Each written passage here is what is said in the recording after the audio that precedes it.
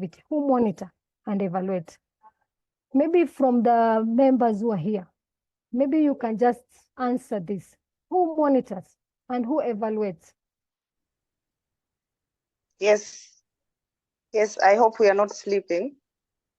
We know how our QI is formed.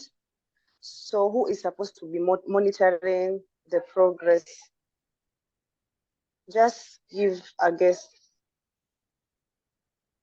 a try.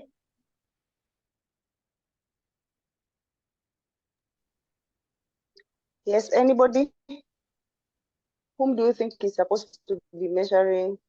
Okay, nice. There's one here, the administration and management, which is the QIT. Any other answer? The QI members and the lead and the team lead, the pharmacist in charge. Wow.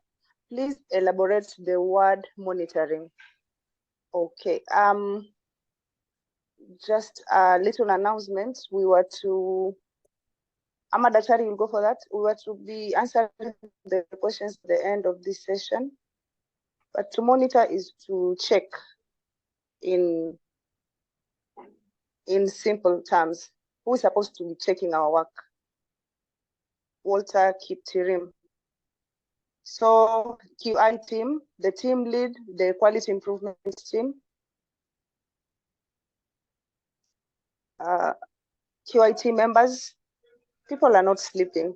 Yusra. Okay, okay. QI so you're team, all yes, right, yes. The QIT team, Back to who you. else?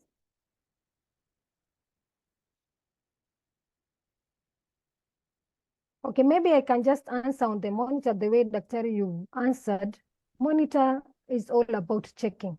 And QI, what do we check? We check the continuous activities that we've placed in our work plans. That is what we monitor. So as you're all right, the person who is supposed to, Dr. We are losing you, Daktari. You can't hear me.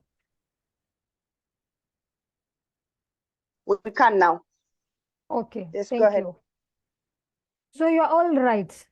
The responsible person to monitor and evaluate, it is the two structures that we've discussed, the quality improvement team and the work improvement team.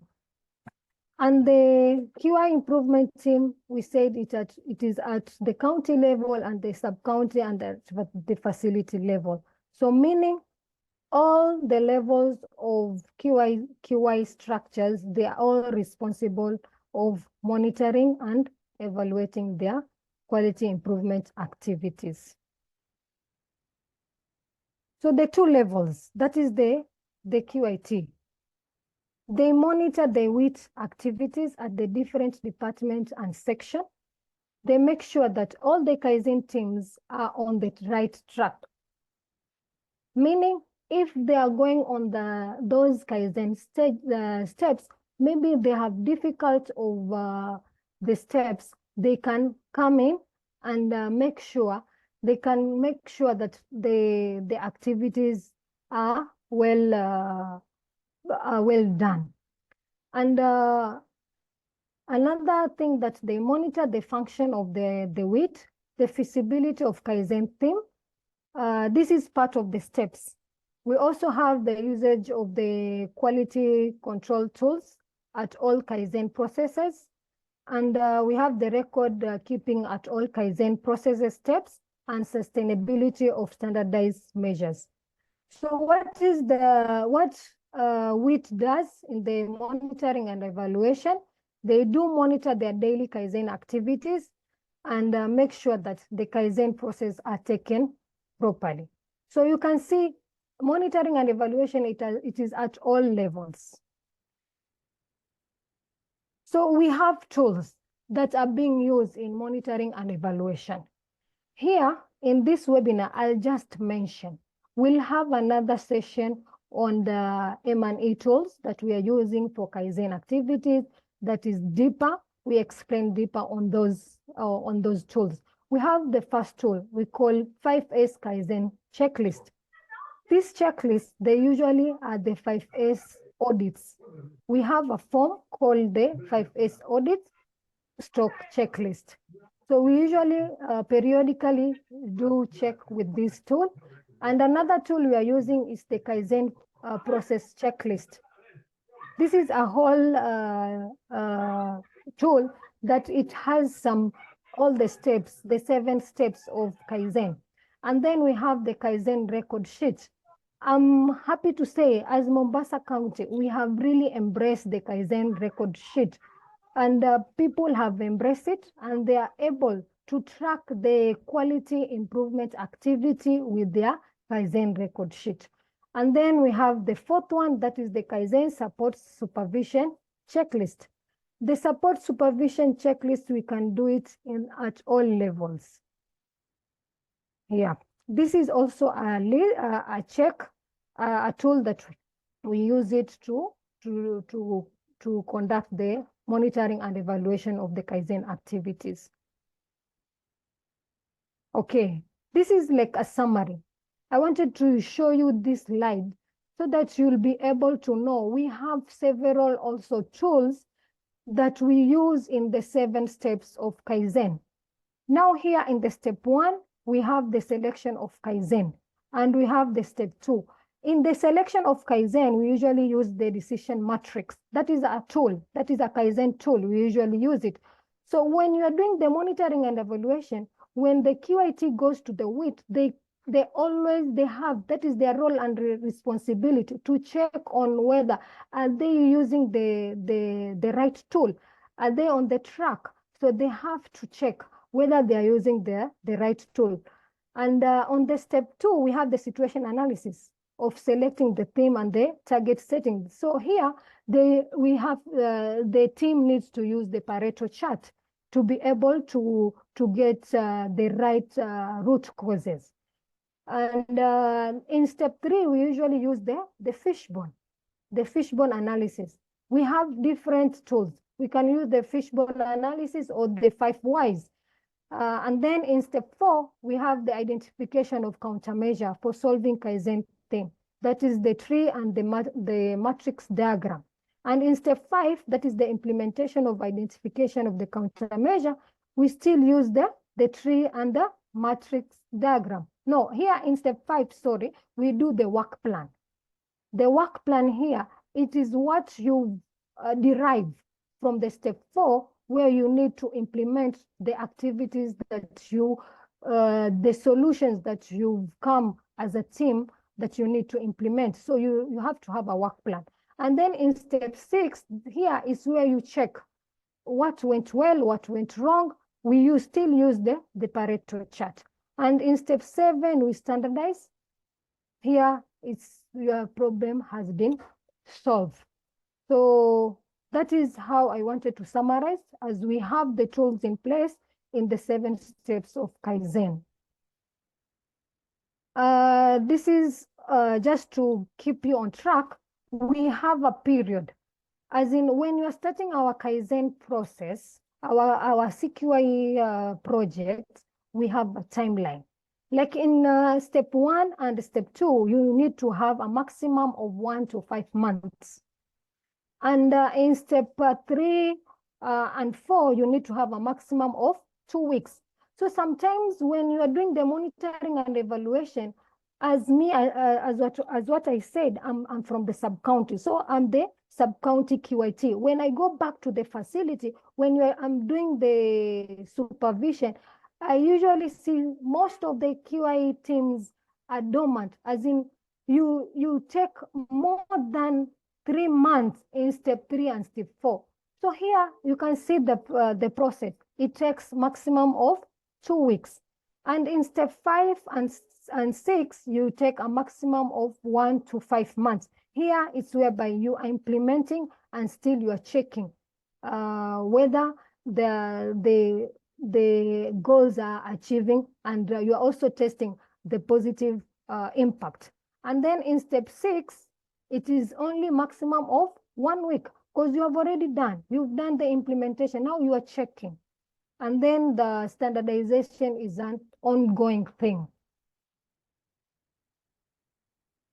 Okay, so it's just a summary. I wanted just to give you what we are supposed to track. And here in this slide, I want you to understand, why are we doing the monitoring and evaluation? It is to track, and to track on the right way. Because you can have, if you're not monitoring your activity, then it means you're not on the right track. After doing the monitoring and evaluation, it is good. And here is where sometimes we fail. We don't give feedback to what we've do the evaluation. So we need to give feedback. We need to give results to the all other members. I think this is my last slide. Thank you so much. In case of any question, please raise. Wow, that's a very, very good presentation, Yusra.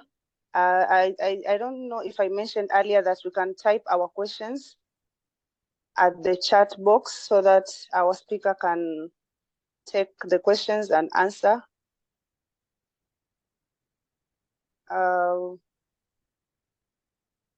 Any questions? If there are no question, meaning? That means you are a very good presenter and people were awake. Yeah, yeah, we'll take a few questions. There's one, I'll read it out. At what point do you redo the countermeasures? And this is to you, Yusra. At what point do we redo the countermeasures, and what is Kaizen? Wow. Just a little reminder is that this webinar has been recorded and it will be shared in our YouTube channel, and there have been other subsequent webinars that were also uploaded, so some of these questions can be answered. Keep it here. So I think Daktari will take that question. At what point do we redo the countermeasures? Okay, thank you for that question. Ideally, if we need to redo our countermeasures, meaning we've not done well in step 4. And step 4, it is all about countermeasure, identification of countermeasure. We need to have a tool that we need to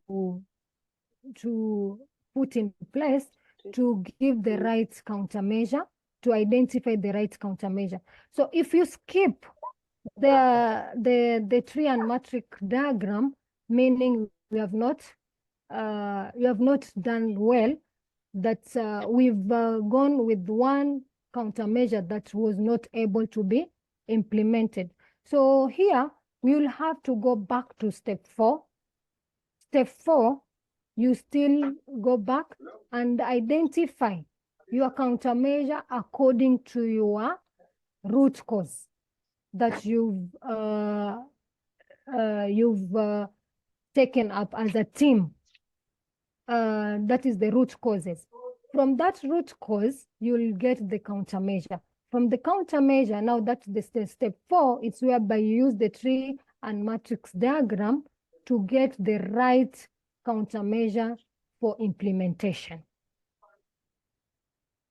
Mm-hmm. Have I answered you? Yes, I think that was clear. There's another question. Possible to know the checklist to get how to measure quality improvement plans?